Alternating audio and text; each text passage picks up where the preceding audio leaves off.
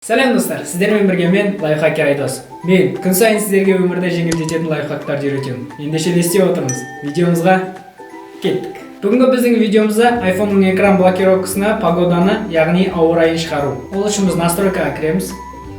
Настройкаға кіргеннен кейін біз конфиденциальностьқа барып, ішіне кіреміз де служба геолокация деген бар, соны басамыз.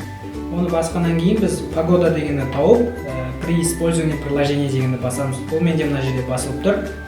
Одан шығып біз жоғары көтеріліп, не беспокоить дегенді тауып аламыз. Не беспокойтқа кіргеннен кейін мына жерде астында запланировано деп тұр. Соны осылай мен сияқты галочканы жасылға қоясыздар.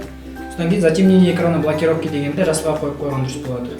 Содан кейін мысалы сіз түнгі 11-де ұйықтап таңертең 7-де тұру керек болатын болса, мысалы сіз таңертең 7-де тұрған кезде погоданы шығып тұратын болады. Оны біз былай істейміз. Мысалы қазір менде сағат до дегенді мен аламын да, 3-тен 6 кетті, мен 3-те 7-ге қоямын.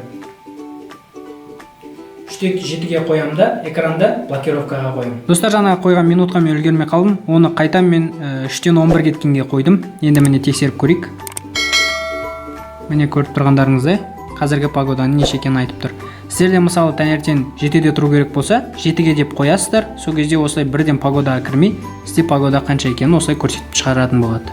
Достар, видео ұнады ма? Ұнаса әрқашанда білесіз ғой не істеу керек екенін. Менің каналыма тіркелуді ұмытпаңыз, және де лайк басып, коммент жазуды ұмытпаңыз. Сіздермен болған әрқашанда мен лайфхакер Айдос.